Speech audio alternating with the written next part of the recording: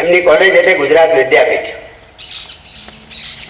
છોકરો તો પહોંચી ગયો. અધ્યાપકે કહ્યું એ પ્રમાણે એમને મળ્યો કે સાહેબ તમે કહ્યું એટલે હું આવ્યો છું, મારે ભણવું છે વિદ્યાપીઠમાં. અધ્યાપકે ભલામણ કરીને એને સ્કોલરશીપ વિદ્યાપીઠમાંથી અપાવી. વિદ્યાપીઠનો સ્નાતક થયો.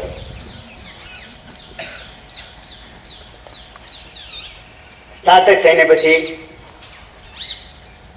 બીએડ થયો. બીએડ થઈને હાઈસ્કૂલનો શિક્ષક બન્યો, હાઈસ્કૂલનો આચાર્ય બન્યો.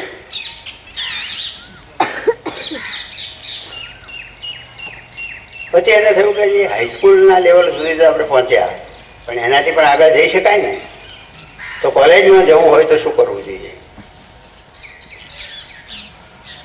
તો એમએડ માસ્ટર ડિગ્રીની પરીક્ષાઓ આપવી જોઈએ. એમએ થયો, એમએડ થયો અને કોલેજમાં અધ્યાપક પણ બન્યો.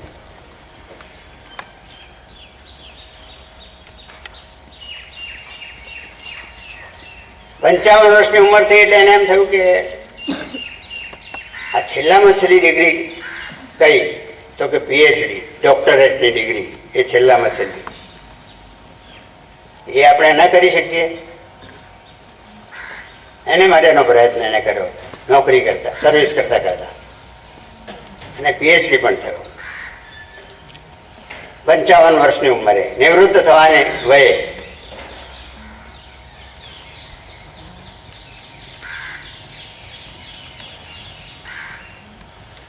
મિત્રો, આ ઘટનાની વાત તમારી આગળ હું એટલા માટે કરું છું, આ એક આત્મકથા, કે અત્યારે તમે બધા જે ભણો છો એટલે તમને મનમાં એમ થાય છે કે ભણવાનું કેટલું બધું અઘરું. રાત્રે મોડા સુધી વાંચવું ને જાગવું ને ઉજાગરા કરવા ને ભણતા હોય એટલે તો કેટલું બધું મોટું પેલું ઘરમાં એમનું પેલું ચાલે.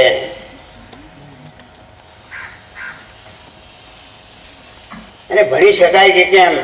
પાછા પ્રયત્ન ટકાવારી ના આવે ને બબે વખત એક વર્ષને માટે બબે પ્રયત્નો કરવા પડે, બબે ટ્રાયલ આપવી પડે.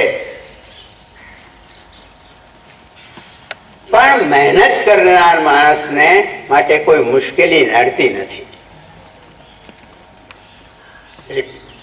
પંક્તિઓ આપણે ભણીએ છીએ ખરા, કહેવતો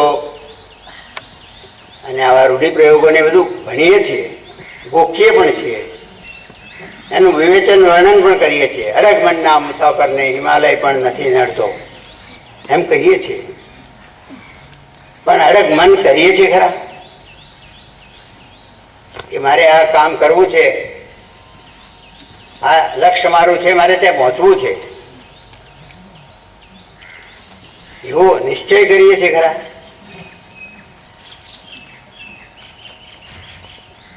રામના ધનુષનો પ્રસંગ વાંચીએ, રામે ધનુષ તોડ્યું, એની વાર્તા પણ કહીએ, સાંભળીએ ખરા, લખીએ, એના ઉપર સરસ મજાનો નિબંધ પણ લખીએ.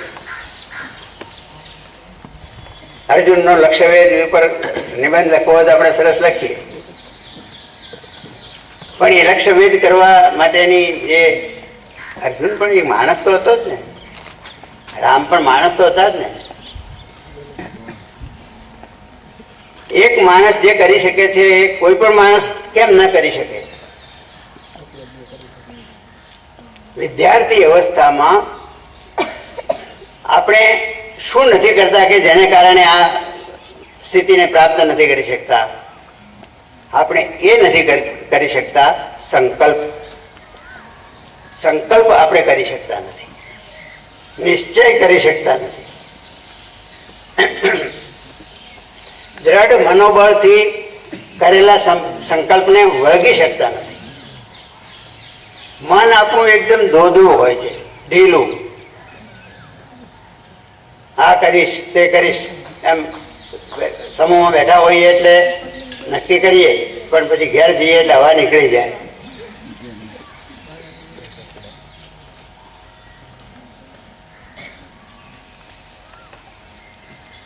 એટલે આ તમે જ્યારે જ્યાં મક્કમ નિર્ધારવાળા માણસો પહોંચી શકે છે, જ્યાં પહોંચવું હોય ત્યાં પહોંચી શકે છે.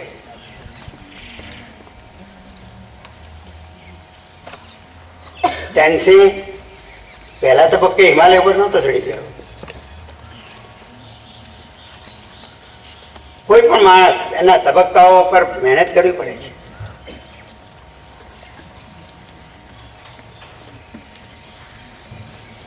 હું તમને એક બીજો પણ એવો જ પ્રસંગ કહીશ. તમારી સામે હું આજે એક પ્રસંગ કહ્યો છે, બીજો એક પ્રસંગ કહી રહ્યો છું. તમે બધા એ અવસ્થામાંથી પસાર થઈ રહ્યા છો, તમારા મનમાં જે ચાલે છે એને તમે વળગી શકતા નથી, અને મજબૂત મનથી મક્કમતાથી નિર્ણય કે સંકલ્પ કરી શકતા નથી, જેને કારણે તમે અધવચ્ચે અટવાઓ છો. એવો જ એક બીજો પ્રસંગ નાનકડો તમારી સામે મૂકું છું, જ્યાં હું ઘણી જગ્યાએ આ પ્રસંગ હાઈસ્કૂલના કે કોલેજના છોકરાઓ પાસે જ્યારે જાઉં છું ત્યારે હું આ પ્રસંગ ખાસ કહેતો હોઉં છું.